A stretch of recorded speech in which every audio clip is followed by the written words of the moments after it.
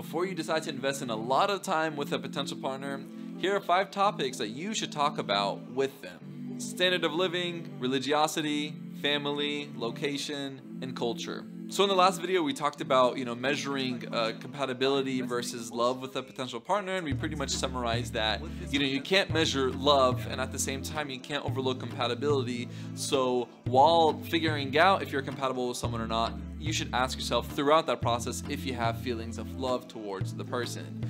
With that said, a lot of people ask me, well, how do you measure compatibility? Talking about these 5 topics is a huge start. Standard of living should be like an obvious one because you hear the statement a lot that the #1 reason for divorce is financial reasons. So really the quick advice here, instead of stating what you think, you should probably state how you think. For example, don't just say, oh, I'm bougie or I'm really cheap. You should define what is bougie to you and what is cheap, because at the end of the day, everyone is so different in what they think is in bougie and being cheap. And we are also all different in where we decide to spend our money. So this is a really good place to talk about that. You do have to talk a little bit about gender roles here, because after you talk about what your standard of living is, the next question is, who is supporting the standard of living? Are both partners? Is it just one partner? Are there outside parties involved? Another big one is culture. Culture is huge because culture comes with a lot of unspoken rules, meaning that there are a lot of habits, mannerisms that you have learned or been a part of that have never been written down for you or verbally communicated. It's just something that you grew up with and understood to be the right way of doing things. And whenever you are interested in a partner that's outside of that culture or outside of those practices, you might run into difficulty in that you don't know how to communicate those expectations that you might have had from your culture to that person. So really the big advice here is communicating those unspoken rules. Really ask yourself, what are certain things that are just normal to you? What are certain things that you find a little bit different in other people's families or other people's cultures and traditions? Really look into how much your culture plays into your life and what are some expectations you have in your partner when it comes to your culture. Location is one that gets overlooked a lot because a lot of people don't realize how important it is when it comes to where you live with your partner.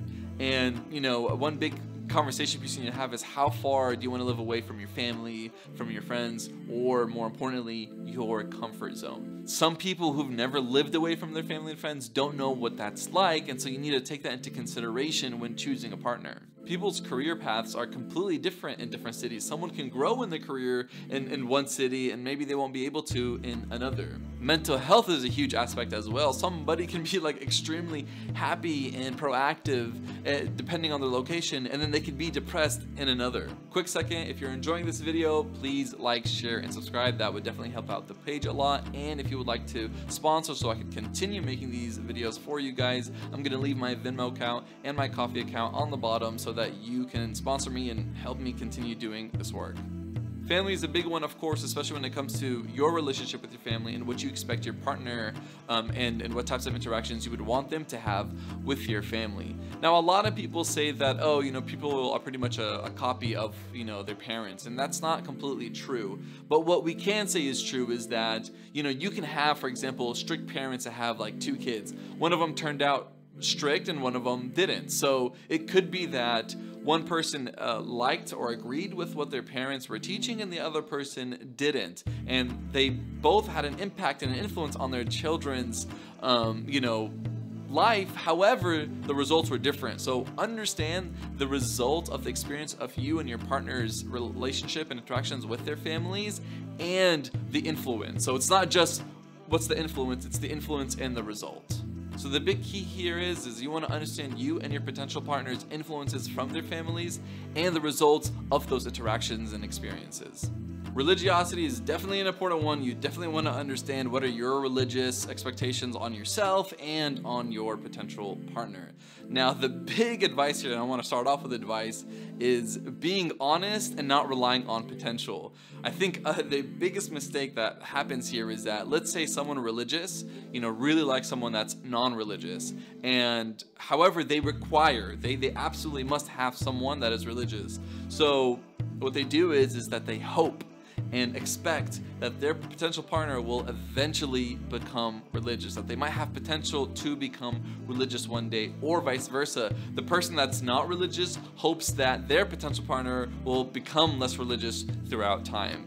This is a horrible way of starting a relationship, of jumping into a marriage. You do not want to rely on potential. And I'm not saying that you can't use potential whatsoever, but even potential has a bit of like backup, right? For example, let's say someone was not religious at all, but for like a year or two they became more religious. They might not be at the level of religiosity that you would like. However, you've seen proven evidence that this person has been improving even before meeting you, because then you also have that aspect of someone becoming religious just for you.